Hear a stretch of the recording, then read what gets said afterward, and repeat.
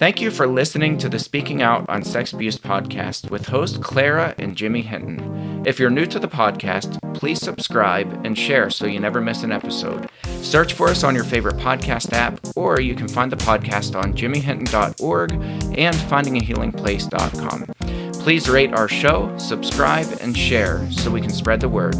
If you would like to support us and get exclusive rewards, go to patreon.com/speakingout. Find the tier that best fits you and join as a patron of the podcast. Now let's get into the show. All right. Welcome to the Speaking Out on Sex Abuse podcast with host Jimmy Hinton. And Jimmy's mom, Clara. And special guest with us today, Janitta Nichols. Janitta, welcome. Thank you. Absolutely. So Janitta had reached out to us, and she has a very powerful story and an upcoming book. Well, I shouldn't say upcoming. Your book is out. When did your book publish? It was recently. We released on Christmas. Okay. Awesome. So very recent. Wow. Yeah. So we definitely wanted to give you opportunity to share your story and to talk about your book. And, I was reading your bio, and I think it's really fascinating that you took your pain and, you used that and you went into law enforcement and spent some time there. Mm-hmm. And that's just always super encouraging whenever people, they take what happened to them and those horrific stories of pain and they use it for good. Yeah. So I did about 5 years of law enforcement. And when I would say I thought I was going through my healing process, my heart was always to serve and to help other people who were like me. And in my mind, I thought that policing would be the best platform to do that on, because you come in direct contact with so many people who are hurting and what I like to consider it like their worst point in life. Like once you come in contact with police, that's not a good day. And so for me, that was the platform that I thought would be awesome to be able to be effective in doing that. And it's funny that once I got into it, I kind of felt the opposite. I felt like I wasn't able to do enough. I felt like all I was doing was coming in contact with someone at the worst point of their life and then sending them to another place of someone who can possibly help them. And whether that was arresting someone and sending them to jail and they got what they needed there, or whether it was maybe removing a child from a broken home and then hoping that they get what they needed from social workers. I can definitely relate to that. Because, and I think going into advocacy was kind of the last thing that I ever wanted to do. And at one point my wife asked me, "Why are you doing this to yourself?" And I said, because I have to. Yeah. And I can relate to that, feeling that weight of knowing at the end of the day, like, you've exhausted yourself to answer one person and to sit with them for just a snapshot in time compared to what, the hill that they're up against to be able to heal. And it does weigh on you after a while. Yeah, it definitely affected me. It definitely affected me when I would be, on a run, and especially children. Children are like the thing that was the most precious to me. And when I would come in contact with the child and, I would want to spend more time or do more for this child, it's like I have to hurry up and get them to point A so that I can run to the next run or the next call. And that started to like really weigh on me, to where I started to like wear that around at work, to where the compassion began to leave that I was able to have for people. And I became so robotic to the system of what we had to do. And that was very, very hard for me. Janitta, that's a good word that you use, the robotic, because I think that happens to a lot of us when we're exposed to constant daily pain. It's almost like a coping mechanism, because don't you think we have to almost become that way because we know we're limited in what we can do.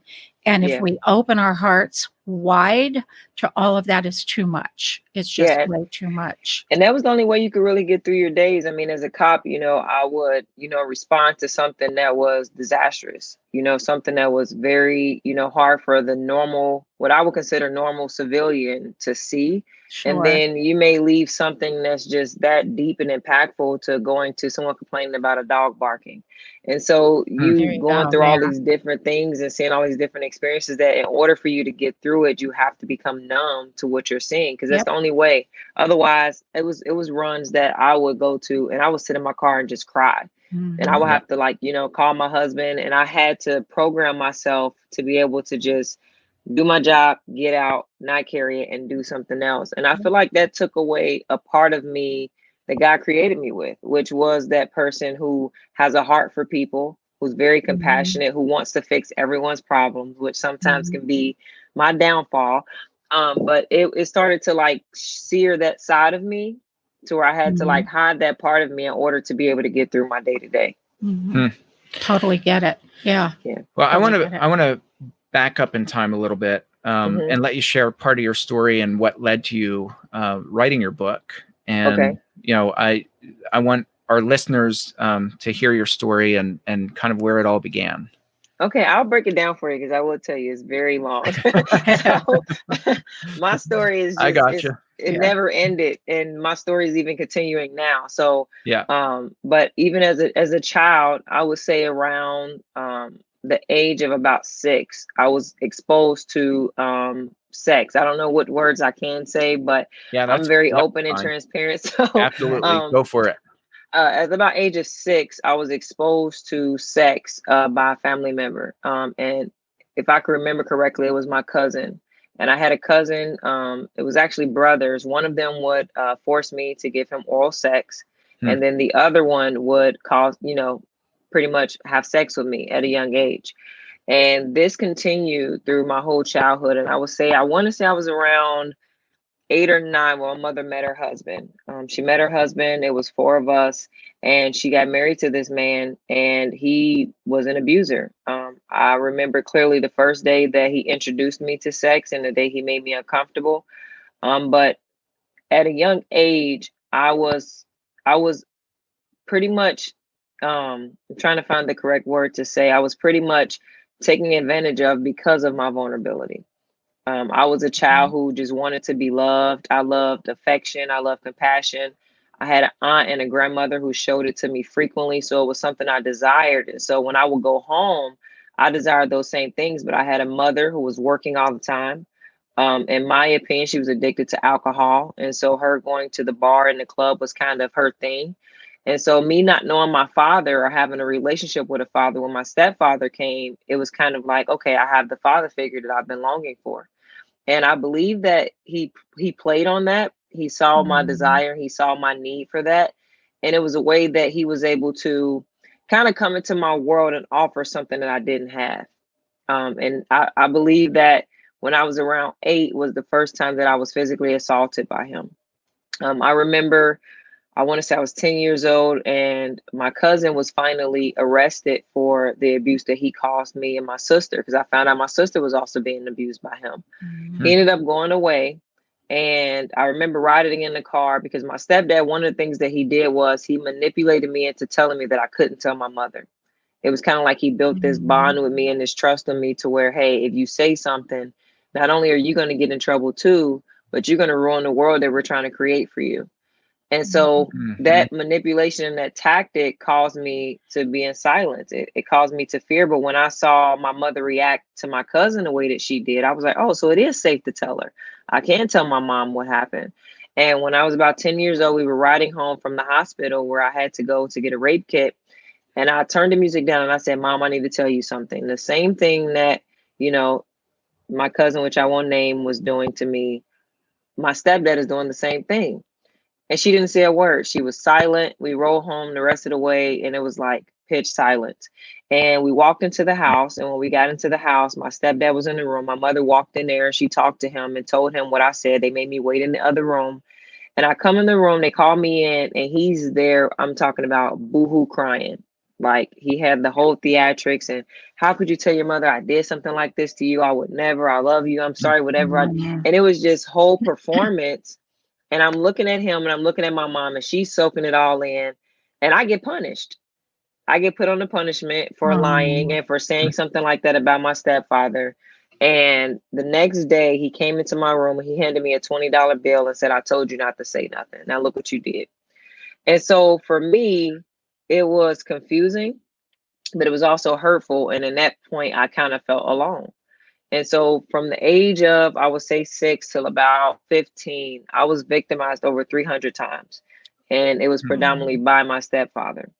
And so what led me into telling my stories, because as a child, I always knew that my story had some type of meaning. I never believed in God at this point, but it was like that feeling that you have to where it's like, there's a reason for all of this. And it was like this little piece of faith. It was like so small that existed in me that whatever I was going through, you know, I found my ways to cope through, and God always sent somebody to help me across that bridge of where I was. But it was always something in me just telling me like, there's greater and there's a reason for this story. And if I can come out of this story, I can help other people do the same thing.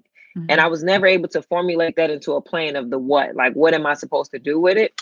And so I will say through my whole life, I struggled with depression. It caused me to suffer from, you know, personality things to where I couldn't figure out who I was. I struggled with my identity. And so as a teenage, I was afraid of men as a teenager, to where I turned my lifestyle, started dating women. And it was so much confusion for me because I didn't know my sexuality. I didn't know what I liked or where I belonged. I just know where I felt safe. I felt safe with women. It was like I didn't have a fear associated with them, but I had a fear associated with men. Every man that came into my life, because my abuse was from family members, I questioned their intention of being in my life. Sure. And so just to fast forward, because I want you guys to read the book to see some of the incidents. But the book was founded on the incident. And if you look at the front cover, this was the actual house that I was abused in. We went back and we reenacted the scene from the movie, the short film that I have, to where I found my stepfather molesting my sister. And this was kind of the turning point for us. This was the turning point for me. So I found him molesting my sister. And that's where the book starts. And he had this attitude where it was like, so what, you found me? And that angered me. And I said, I didn't care what you were doing to me. You know, I was going to suffer through it. I had a few more years till I was 18. But when I saw the look on my sister's face, it triggered something in me. And I fought him. Me and him began to fight right there in the hallway. And he beat me up pretty bad. And then I remember he dragged me across the floor and he dragged me into my room. And when I was in my room, I was laying there. My mother was incarcerated at the time. I felt like if she was to come home and hear about what happened, I would be the one to get in trouble because she wouldn't believe anything that we were saying. Right. The time that I told my mother when I was 10 wasn't the first time. I consistently told my mother over and over again what he was doing. And it became a game to him. He would say, I'll take you to tell her. And he did once. And she pretty much cursed me out for wasting her time. And so this day in my room, I laid on my floor and I didn't want to be here anymore. I felt like at that point, there's no purpose for me. What am I doing here? But I had 5 other brothers and sisters in the other room who I heard him screaming at, who I heard him cussing out, because one of my brothers tried to jump into the fight with me. And so I hear them getting beat and in trouble. And as I laid there and thought about killing myself, I felt like, well, who's going to protect them? Who's going to save them? And like I said, that same piece of faith I had in me as a kid, it just said, just get up and do something. And I tell people this all the time and they think it's corny, but I feel like this is the way that God got to me. It was like this glow coming from outside of my window. I was on the second story floor and it was like a light just shone, like the window just got brighter and something said, jump out of it. And I thought like, well, if I jump, where am I going to go? And so all my family lived in Ohio. We was in Georgia. My mother moved us to Georgia. So we were like isolated from everybody. And I was barefoot. I jumped out this window and all I could see, I saw this big field behind my house and I was bleeding. My eye was busted. I had blood all over my shirt and barefoot. I ran through my backyard. I jumped this fence and there was a church on the other side and I ran, I got help. And that was kind of where everything started. And I would like to say like that was the day that everything changed and God came and, you know, rainbows and gold. But I believe that that was the day that like I hit rock bottom because at that point I was abandoned. We were taken into the system. Me and my sister were taken into the system and my mother left us there. She never, it was like, how old were you at this point? 16. I was Okay. 16. Okay. Yeah. And how old was your sister that you walked in on? 15. Okay. She Okay. was Thank you. 15. Okay. Yeah. All right. And so they took us into the system, and that's kind of where we spent a little bit of our teenage years until I was a fighter. At this point, I was so angry. I fought everybody. I got kicked out of every school that I went to. I was being moved around so much, and eventually ended me up in jail. And as a juvenile, I was in this, what I felt like was a prison Yeah. in Georgia. And I mean, that was where, I feel like everything changed for me. But I never thought that I would be a writer. I never thought that that would transpire into me writing a book. And so as a child, I tried to chase this healing that wouldn't come by the things that I was doing to try to gratify it. I turned to gangs, I turned to drugs, I turned to whatever gave me some sense of comfort, and gave me some sense of just, being secure in who I am. And being this fighter and this gang member gave me a confidence that I didn't have before, this boldness. And when I turned 18 or 19, I met my husband. And when I met him, we met as friends. I was in a relationship with a woman at the time. So it wasn't as if we were meeting and trying to date, but I met him and we just became really good friends. He started inviting me to church and play basketball. And at that point, it was like I started to try to develop a relationship with God, but I was scared because I kind of blamed God for my past and my history. So it was a long journey. And like I said, the story is really long, and I'm still, kind of going through the process of my story because it still isn't over and God is still doing some things in my life. But last year, I hit not last year, the year before, 2019, when we moved down here to Texas. I thought I was coming here to still be a police officer. That was where I left my career, and I thought I was still coming here to do that. But God shut every door for me to be able to continue that career. And that sent me into a depression. It sent me into a really bad depression because I had found my identity in being a cop. I finally was able to have a life where I felt like I belonged. I had the finances, I had the family, I have 3 beautiful children and a husband. And so when all that was taken away from me, it forced me to have to look back at my trauma and the things that I had never healed from, that I was just hiding behind all of these material things. And so that depression really took me out. It left me in bed for months to where I couldn't eat, I couldn't sleep, I couldn't interact with my family. I was just hopeless. And that was pretty hard for me. That's a rough place to be, isn't it? Yeah. Yeah. It is. Yeah. It's a dark place because It I didn't is. see a way out. Right. I didn't see a way out. And so that was kind of where my story started to develop, to where I started writing. That's so awesome to see where you were and where you are now.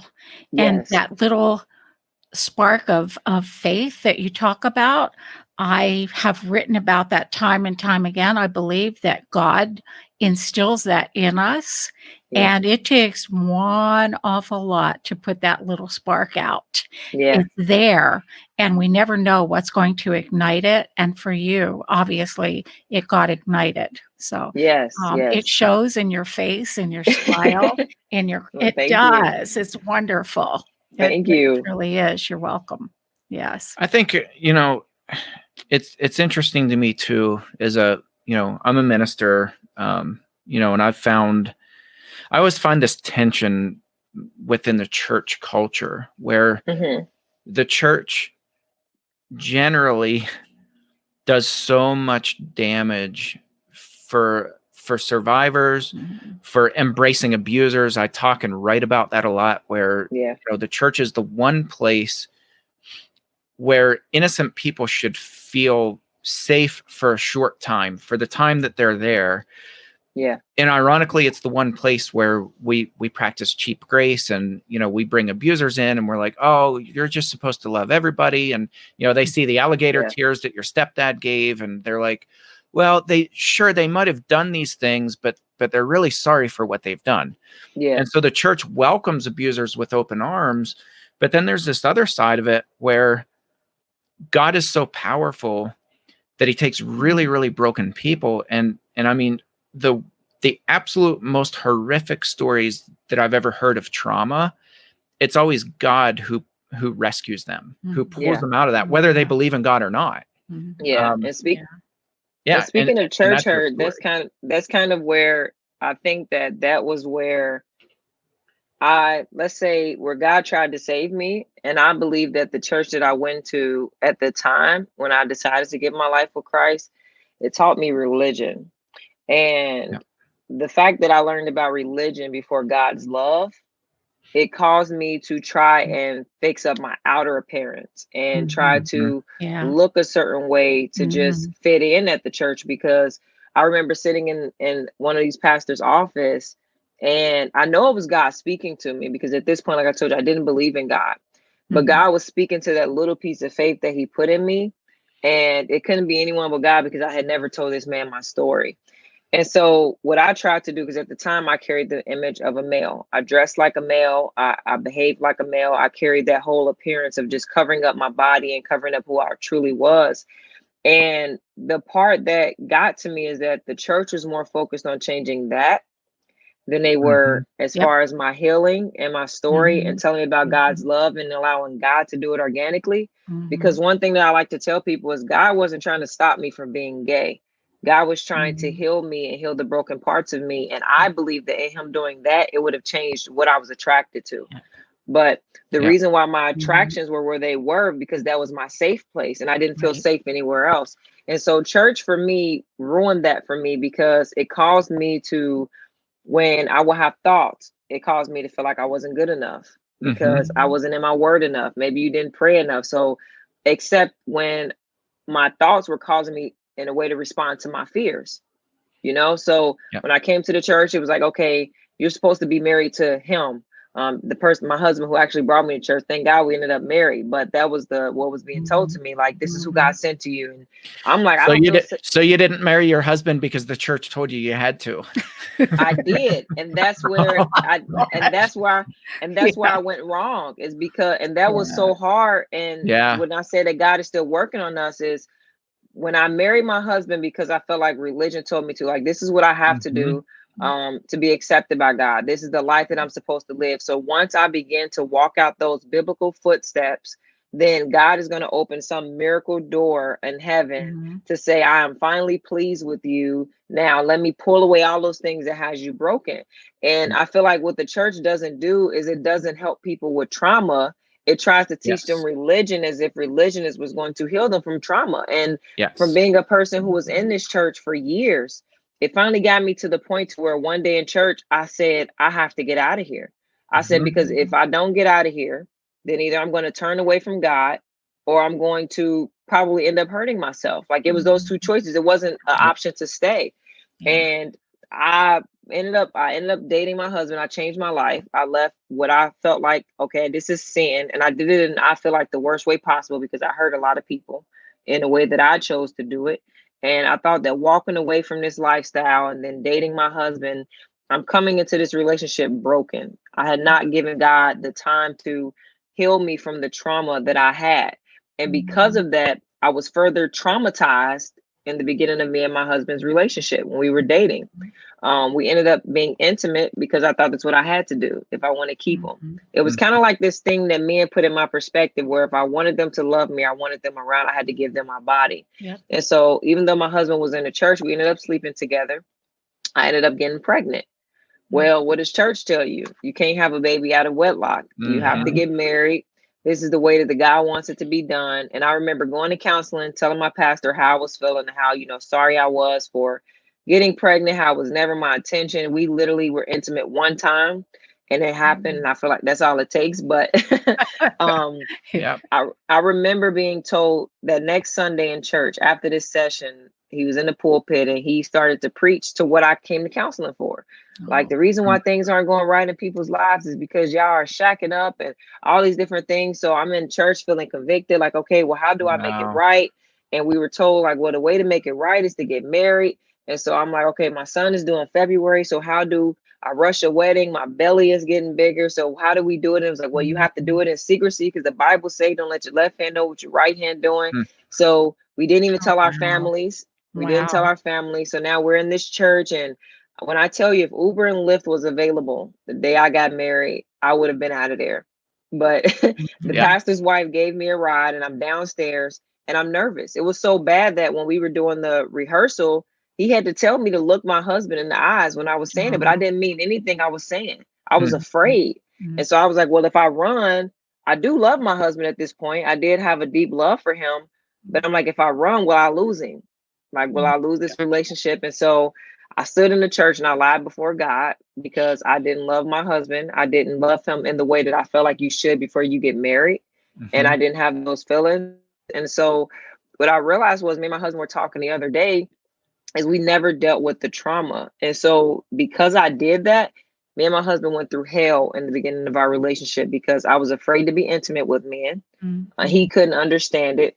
I struggled with my own identity. So when I felt unsafe in my marriage, I wanted to be back with women because I was like, I can't do this. Like, I can't be this person. I can't be comfortable, in a marriage bed. I can't be comfortable with that stuff.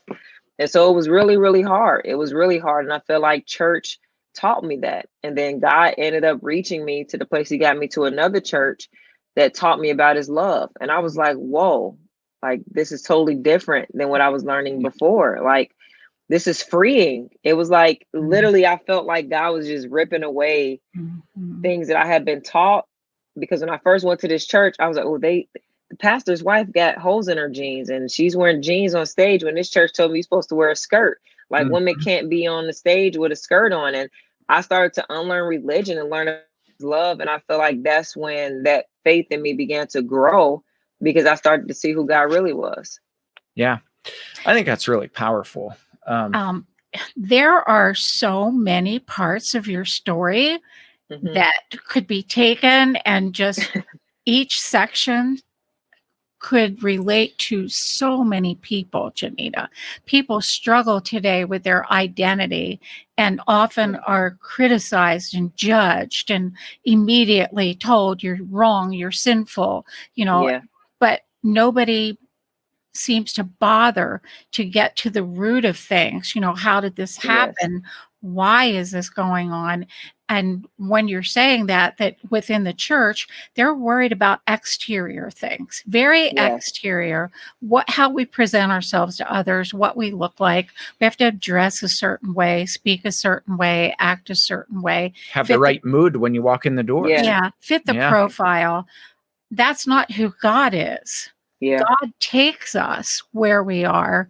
And I think of him as scooping us up, broken and a sloppy mess that we are, and just loves us to pieces. Like when you were talking about when you were in law enforcement, and I'm sure you wanted to scoop up those little children that were hurting.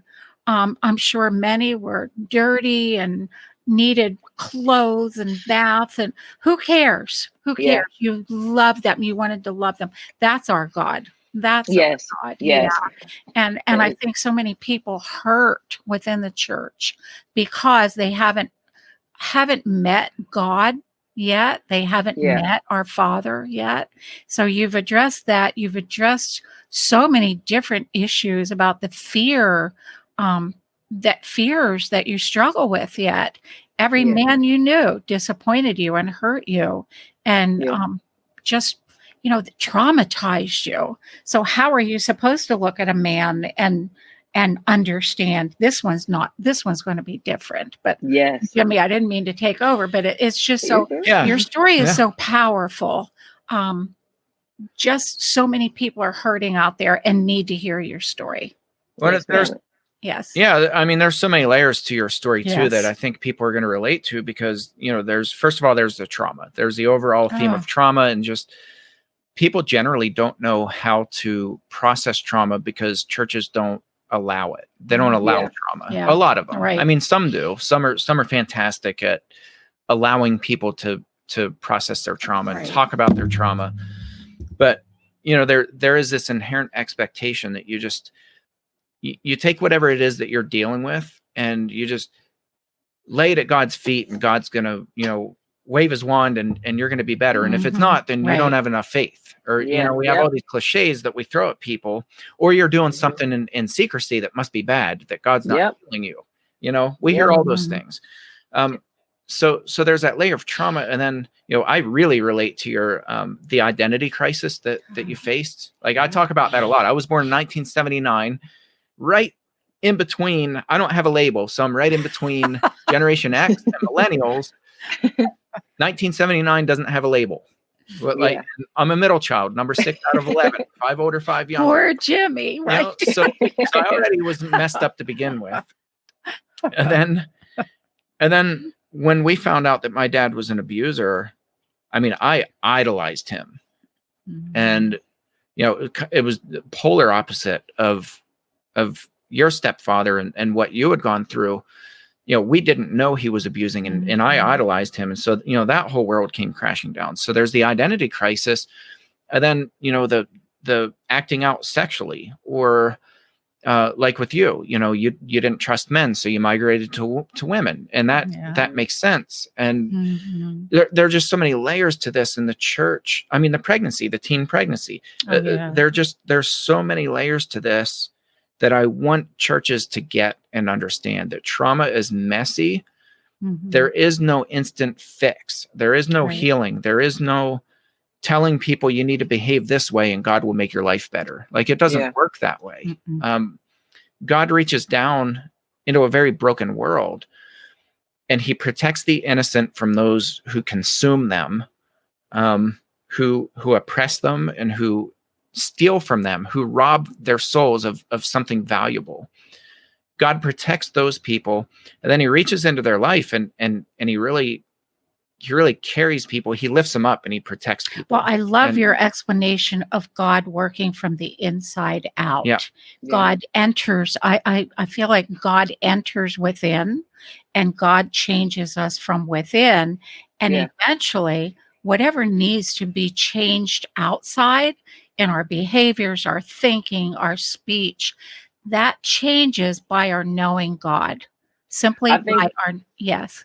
I think the problem in it, and I hate to, say it sometimes, but I think the problem in the church is that we, because I'm going to say we, because the church is a body, we are so busy trying to change people that we don't allow God to do it himself. I agree. Yeah. And because we're trying to change people, we give people the wrong message. So I felt like the church made me believe me being gay caused me to be on my way to hell. Mm-hmm. And when they did that, they outright just went against what God's word says, because sin doesn't send you to hell. Your unbelief does. And it clearly says that in the Bible. But what they try to do is they try to fix that up to make it seem like that what you do can send you to hell. If my sin sent me to hell, then Jesus died for nothing. And it took for me to see God myself and truly learn about God's love. Mm-hmm. And the moment I became comfortable with knowing that God understood where I was and he called my broken beautiful, because the church wants me to believe that my brokenness is ugly to God, that God doesn't, love me because of my brokenness, and God can't use me because of my brokenness. Right. Yeah. But the moment that I became comfortable with knowing, okay, God, I believe who you are. I believe that you sent your son to die for me. I'm surrendering and submitting to your process, because my brokenness and my healing didn't start till last year. That was the first time. I tell people I've been in church since 2008, but I believe I didn't get saved in 2019, because God had to unteach me religion and unteach me the things that I have been taught, to tell me who he really was, so that way I can give the right message to people. Yep. Because had I come out with my story from a religious mindset, I would have been doing the same thing. I would have been trying to get people to change. Hey, you got to stop the way you dress, and hey, you better stop talking, because if you sin, then God can't reach you and God can't use you. Yep. Being gay wasn't what kept me from God. Me not believing who God was and in his power is what kept me from healing. So if we allow God to change people, and we do the one thing he tells us to do, which is to love, that's it. Mm-hmm. God tells you to love and be an example. And I have a sister that's struggling with that lifestyle, and she's like, well, maybe you can help me change. And I said, listen, I'm going to show you who God is by the way that I live my life. And I'm going to love you, and I'm going to be here to support what it is that you're going through. Mm-hmm. But I'm not going to try to change you. I said, God is going to heal you first. And I'm explaining to her these steps, but I could have came in when I came to her and been like, well, we got to change the way you dress first. And that's what happened to me. Mm-hmm. I was taken to a clothing store. We were supposed to go on a church trip. and I was dressed in my jeans, my baggy jeans, my shirt. I was comfortable. Yeah. And they took me to this clothing store. You can't wear that because the pastor's not going to let you go if you wearing that shirt. So we got to change and give you these clothes. So here I am in clothes that make me uncomfortable. And the moment I put these tight clothes on, the first man that looked at me, it was like you could feel a snake crawl up my neck. Yeah. I was so uncomfortable, Yeah. but I wanted to be accepted by God. And Yeah. so I wanted to be accepted by the church. And I did this. And that's so dangerous in the church because it caused me to hate God. It caused me to feel like, God, I just can't do this because I can't stop lusting after women. But not knowing that the reason I'm lusting is because I'm laying in a bed of fear. Right. I'm literally laying in a bed of fear. And it's not that I miss being a lesbian or I miss being gay. I miss the comfort that that lifestyle gave me. I wasn't afraid. And so that's what's dangerous in the church is because when we step out of love and we step into trying to teach people and show people how to live for God instead of allowing God to deal with people in their own specific process, because just because God worked for me like this, he may want to work in Jessica different. Her walk may be different than mine. And I have to be willing to just love her and exemplify who God is in my life by the way that I respond, to my temptations, the way that some people you find them trying to help people, they end up falling into sin with them. Yeah. And so that happens a lot. Yes, it does. I've seen that a lot. Well, I think there's so incredibly much wisdom in what you say. And that's why, a lot of us advocates say, whenever leaders meet at a church and they're talking about abuse or trauma or anything related, like you have to have seats reserved for people who've lived through it. You can't make decisions on behalf of people who've been traumatized when you've never experienced it and you've never pulled up a chair and allowed somebody who's experienced it to sit there and speak from their heart. And there's incredible wisdom in what you're saying. And this is why you're listening to survivors. You just said something that I feel like is so impactful. And I don't even think you realize it. When I was in my last church, it was a girl who came to me, a young girl. She had to be about 14 or 15. And she told me about a rape that she had experienced by a person in the church. And immediately God told me your story with her because she has to believe that I could bring her from this. Right. So I had my own apartment at this time. My husband was out of town. And I invited a couple of the young girls who had told me they experienced. I said, hey, let me talk to your parents and we're going to see if maybe we can have a girls' night, just share some food, just sit out and talk and just enjoy God's presence. I do this. The girls confirm it with their parents. I go pick them up and we're at my house. And while we're in my living room, my phone started ringing and it was the pastor. And the pastor, I said, yes, sir. How can I help you? Why do you have my girls at your house? And I was like, excuse me. And he literally started to berate me for the reason why I had these girls in my house. So he asked to speak with one of them. And all I heard, she put him on speakerphone. You need to watch who you tell stuff to. You need to quit telling your business. And you come talk to me. And y'all didn't ask me for permission to go over anywhere. And my mind was, why do we need to ask you to do something outside of church? You don't. Right. You don't. Right. Yeah. And it was like this control thing. Yep. And so what happened is I got sat down in a church. And whenever I will volunteer to be a part of something, because I used to tell my husband, like, if you won't, like, God gave me a mission to speak to women and people who have been traumatized, who have been abused. But this pastor is making me feel like because I have mistakes, I make mistakes in the church and I'm not good enough to serve God. So I was set down in ministry. I was never able to be used in any capacity. All I could do is be used when they needed me to. They would go on church trips and church events. I was never invited. And this started to hurt. Like this was hurting me because I'm like, okay, well, if God gave me this story and this is the church that I'm in, but I'm not able to use it, then maybe my trauma was for nothing.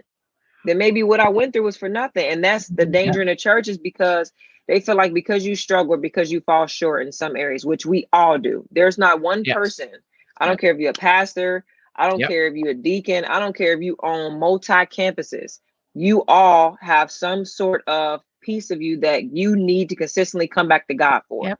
So for you to look down on somebody else who may not be, they might just be a bench sitter. They might be somebody who's just in the church, but God has everybody in different positions. I might be somebody that just sit in the pews and minister, but I'm saving someone's life. And it's like they look at it like, oh, well, you're not good enough to serve God or to serve in this ministry because you struggle with drinking alcohol from time to time. Yeah.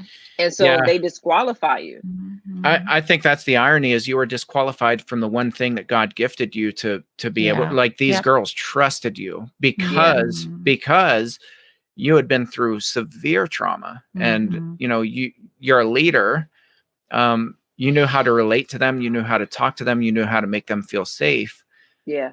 And that's the one thing that God gifted you with. Not the only thing, certainly. I get what you're saying. But you know what I mean? Like that. If ever there was something that you should have been doing to serve it at that church, that was it. It was that. And that was taken from you. Yeah. When he took that from me, it sent me into like the state of confusion. Like, well, what am I here for? I don't have a purpose then. And so for me, I feel like it was very important, and which led me to my writing was, I'll say this, I never saw myself being a writer.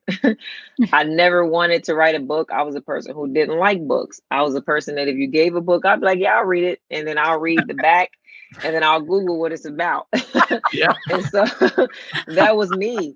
And so I remember as a police officer, God was like, I need you to write your story. And I was like, the biggest vision was film. I always wanted my story to be on TV. That was my goal.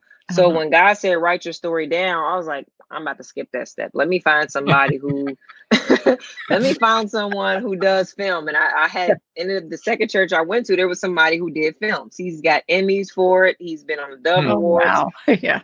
I was like, well, let me go tell him. So I go to him and I tell him, like, listen, this is my story. I want to make it into a film. He said, you need to write it.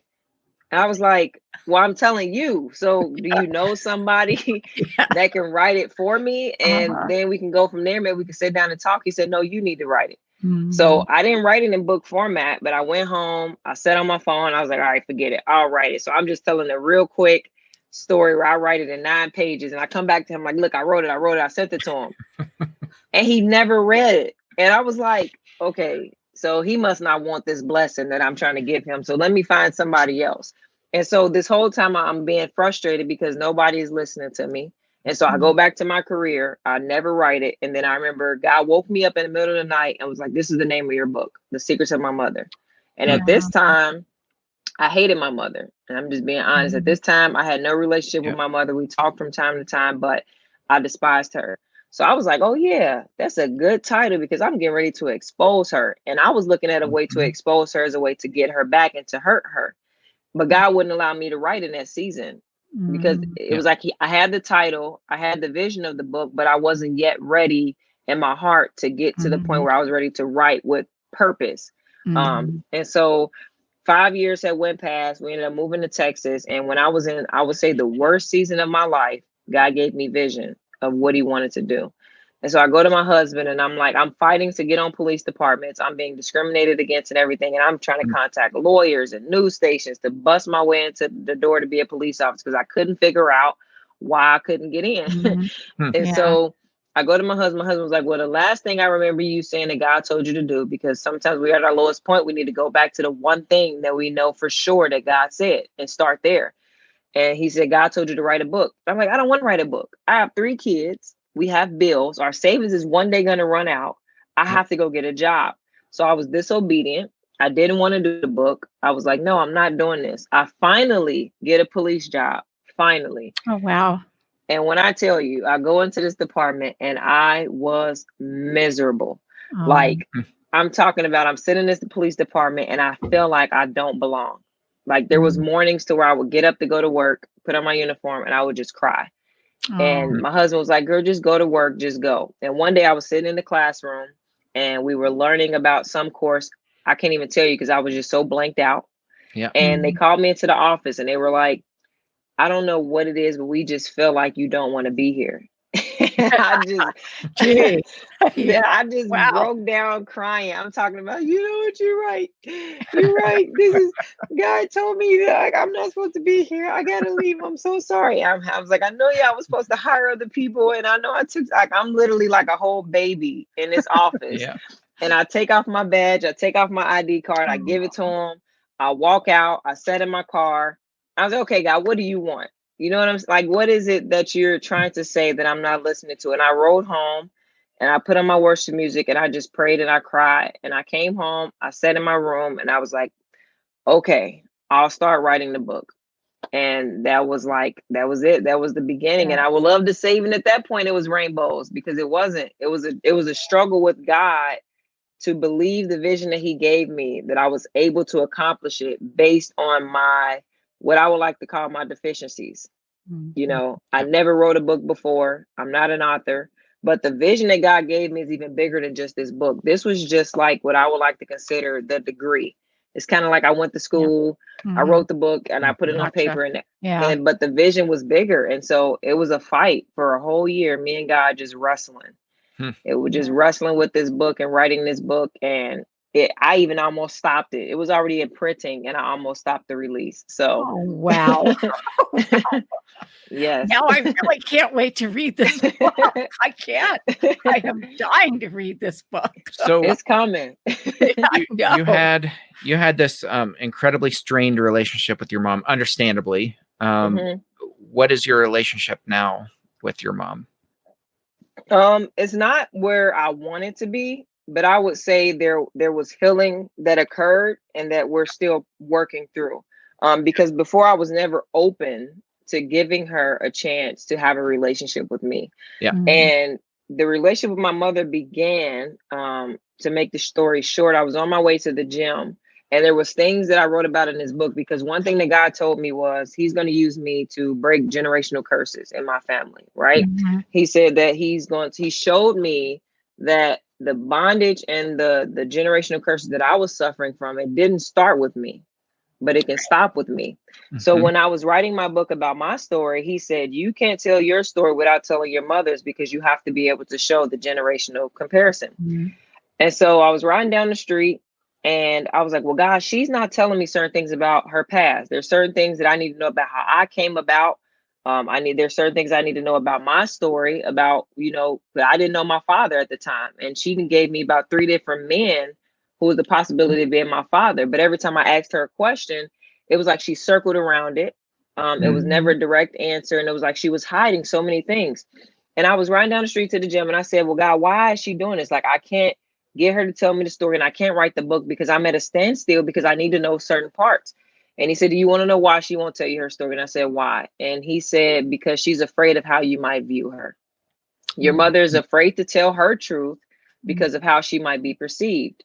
And I was like, okay, well, that makes sense. And God led me to call my mother, and he told me to tell her one specific thing, was that God was going to use even her past to not only change her life, but other women's as well. And that he's going to give her past purpose, but he cannot heal what she won't reveal. He can't heal her past and fix the relationships that she has, because at this time, my mother was still living in guilt. She was still living in guilt. She had 6 children who were all abused by this man, who's all spread out doing different things and have their own crutches. And so as a mother, I could tell continuously year after year, she's fighting to try to get a relationship, but she hasn't healed. So the love that she's trying to give is basically out of guilt and condemnation. It's not out of genuine, it's pure of heart. And so as I told her that, I can feel the freedom in our conversation. And so she ended up telling me certain things about this story, but like I said, it was a process. And so I began to, we went to Atlanta to film the trailer for the book. I did a trailer for it. We went to Atlanta to film it, and that's where my mother lives. And my littlest brother and sister were in it. So I go to her house to pick them up, and me and my mother wasn't speaking at this time. And her husband was like, your mother needs a hug. And I was like, okay, why are you telling me? That's your wife. Go hug her. Like, that's kind of, just, I'm being transparent. That's where I was. I was like, I'm not talking to her. And I mean, that is what it is. And so I picked up my brother, sister, and I leave. And when I tell you, God convicted me so hard, like so hard. And I was like, okay, when I go back, I'll do it. So I go back. I couldn't just walk in and give her a hug. It was like, had to be a workup process. And it was a friend she had there, and I'm telling her about what God has me doing. And a lady just starts speaking, and she said something about what God had already told me. And so I had an artist that I was booking for my launch, pre-order launch of video. We were doing a live stream, and I was telling them about who this was. My mama came in and sat down, and I played one of his songs, and the presence of God began to like fill the room. The lady, I didn't even know she had a relationship with God, began worshiping. My mother sat down next to me, and she closed her eyes and she began worshiping. And so in that moment, I began to pray for them, and God said, hug her now. Like, now I want you to hug her. Mhm. So I go over, I give my mother a hug, and she literally had her phone and something else in her hand, and she drops it and she stands up and she just like embraced me so tight. And we stood there and we cried. And I think more was said in us hugging for about 25 to 30 minutes and just both of us crying than could have been said in years of conversation. And I sat down with her and I explained to her the importance of why I have to write this book and that she has to be a part of it because this is about us and this is about our family. And even though it feels like, you know, God has disqualified us and that there's no purpose for our family, that God's going to use everything that tried to tear us apart and break us to bring glory to his name. But we're able to talk about God's word. We're able to talk about God's promises. And, you know, when she's struggling, I'm able to remind her. When I have my down day, she's able to remind me. And so it's kind of like God is just working there. So I'm okay with just allowing his love to be organic, that this is my mother and I love her, and people who didn't want me to have a relationship with her just have to take it for what it is. But I look at the purpose of something and not the pain of it. And because I look at that there's a purpose of what God took me and my mother through as a child, you know, that she was hurting. You know, I didn't know she was on drugs. I didn't know that this man was causing her to do, you know, cocaine, and, you know, he had her in a bar, and what she went through and how she was abused and her mother never believed her. And that 14 years old, you know, she was struggling with promiscuity because, you know, her parents were on drugs and nobody ever showed her love and attention. So I was able to no longer hate my mother. I was able to finally have compassion, and I was able to have understanding for why she made some of her decisions. And I believe that that's when the healing was able to truly take place. That's powerful. Yeah, it really is. It is. It really, really is. Yeah. That's awesome. And I think people don't understand too, like how agonizing of and lengthy of a process that is to make amends. Because, you know, and that's, you know, not to harp on Christianity, because, you know, obviously I'm a believer, you know, I'm a preacher, and like, I love God, I love the church. But I think people crave these instant healing stories where there's like, you know, these relationships where you put them together and, you know, you run off into the sunset and live happily ever after. Yeah. And that's not how trauma works. And it never works that way. That's not how anything works. And I think that that's what religion teaches you. They teach you, you know, all of these bad oracles and principles about who God is and how he works. And God lives outside of time.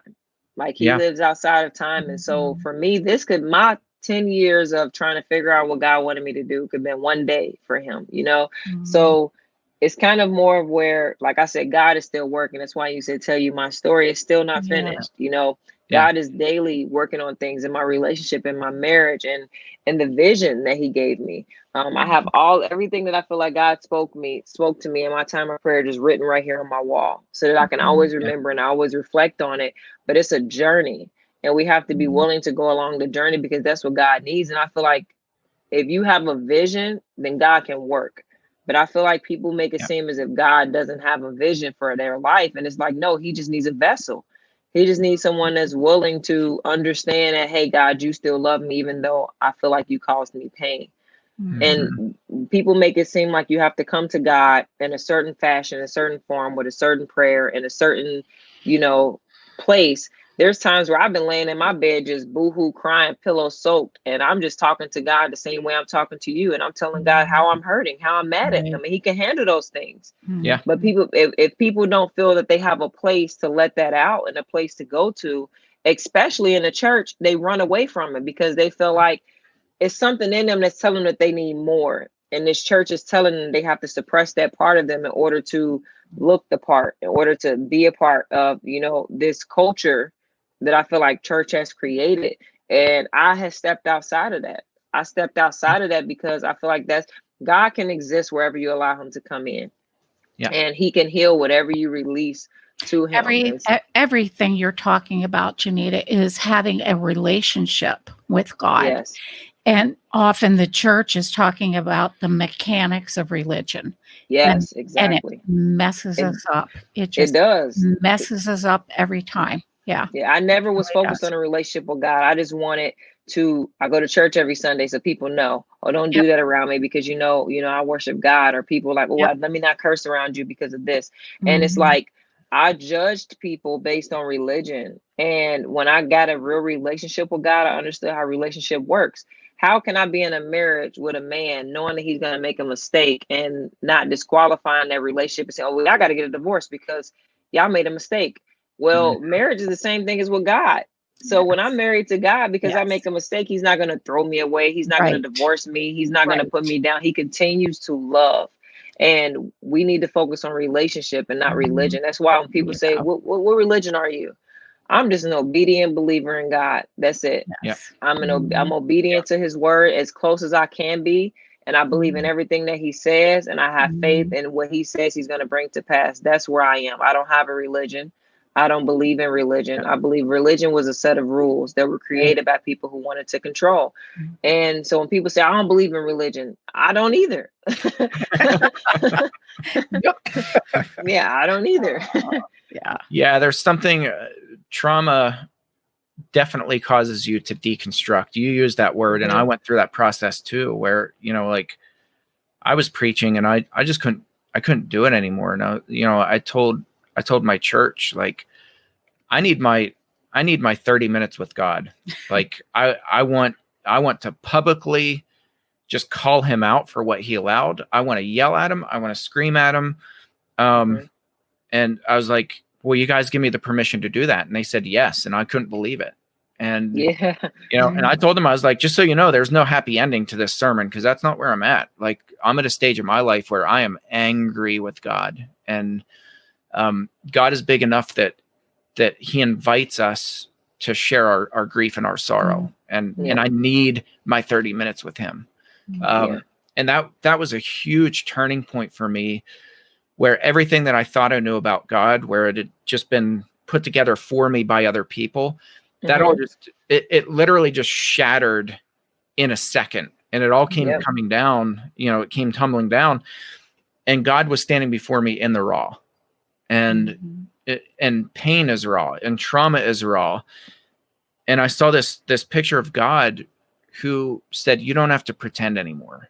And I think what you experienced is so similar to that. And I think give people the freedom to, when they're angry, they can shout. But when they're sad, they can cry. When I remember, I walked outside. I walked outside one day, and I literally was walking up and down my sidewalk yelling at God. I was just yelling at him for how I felt. And I feel like God honors our vulnerability. Yeah. And God wants us to be vulnerable, because when you're vulnerable, you're exposed. And when you are willing to be vulnerable with someone, the biggest thing that it speaks to is that you trust them with your vulnerability. You're not going to open up to a friend who you feel like the moment you're vulnerable, they're going to either make fun of you or make you feel like less of a person. And so when I began to be vulnerable with God, he was like, okay, I see that you really do trust me. Like, that's where my trust was. That's my kid. And that's what we want out of our kids. We want our kids to be vulnerable with us. We want them to pour out their pain. We want them to jump up and down when they're happy. We want to know where they are. And that's God, our Father. And that's amazing. So I'm happy that you even got to that place, because that's like you said, that's when everything changed. When I was vulnerable, it was like a night and day difference. It was like, okay, God literally finally burned down the house that I had built for myself, and like not just burned it down and left me to look at the ashes, but he cleaned it up. And it was just me and him standing there, and piece by piece, we began to lay bricks.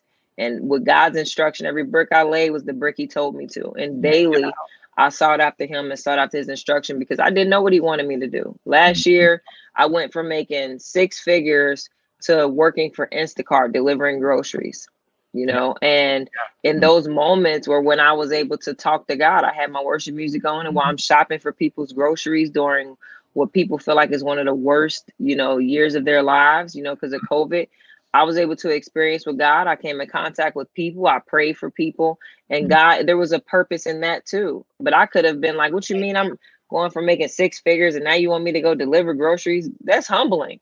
That's a humbling experience. So yes, it is. Wow. Yeah. But yeah, God's using you. Thank you. So yeah, hold up a copy of your book again so they can see the cover. The Secrets of My Mother. And where can people order the book? So it's JanittaNichols.com Okay. where you can get it. But I'm also on Instagram where I do a lot of my, being able to speak with people and people can inbox me.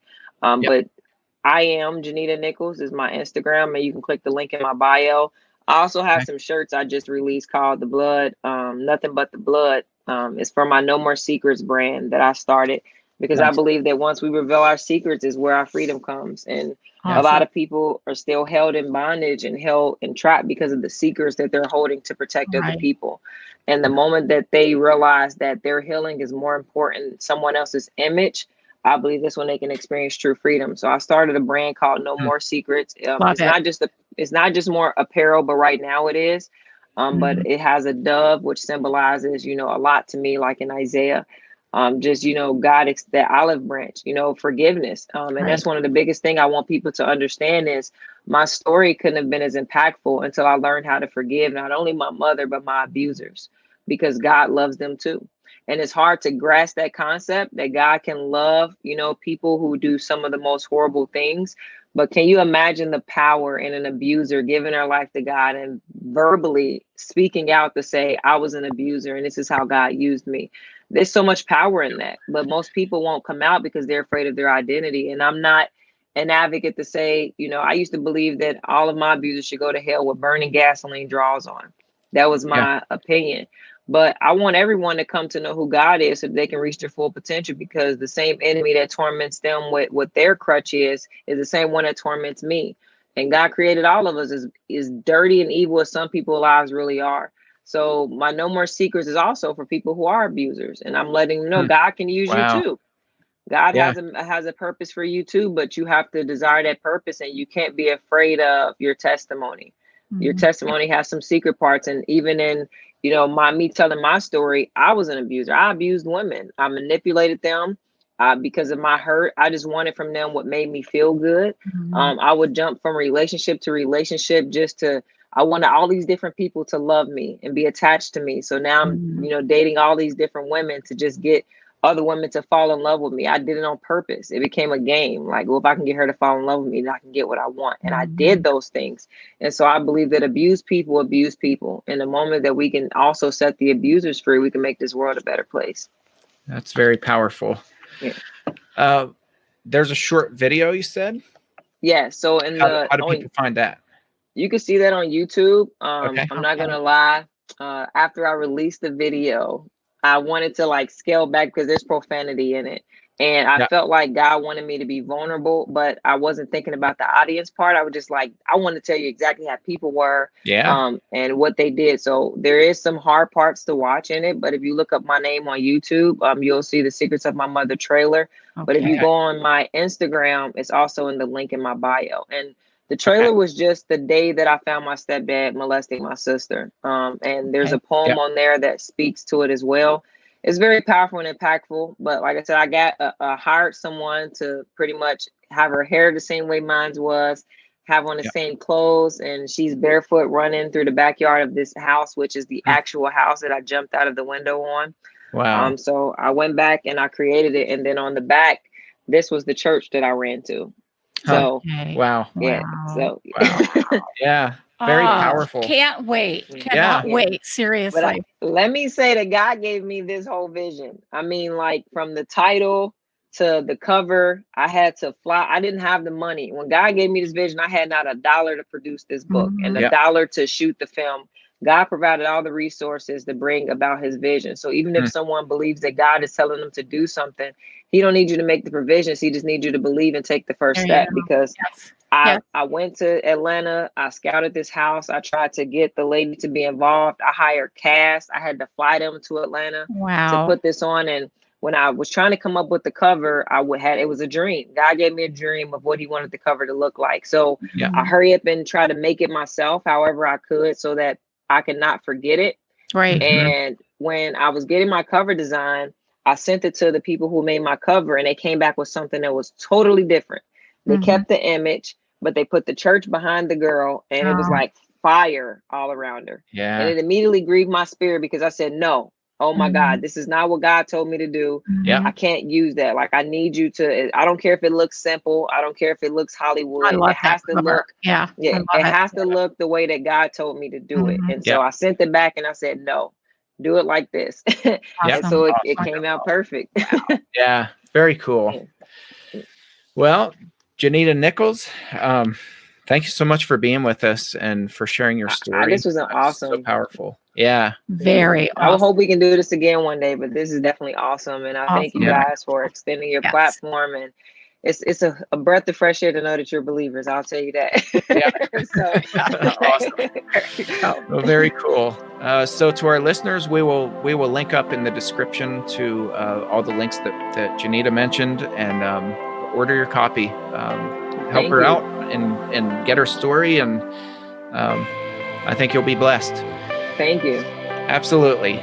So to our listeners, thank you for tuning in, and we'll catch you next episode. Thanks again for listening to today's episode. Thank you to our patrons who make the podcast possible. If you found it helpful, please follow on Spreaker and search for the Speaking Out on Sex Abuse podcast in your favorite podcast app. Be sure to hit subscribe and rate the show. If you believe in what we do, consider supporting the podcast by becoming a patron, and check out the cool rewards our patrons receive. Share with your friends and tell the world. Join us in speaking out on sex abuse so we can change the tides and prevent abuse.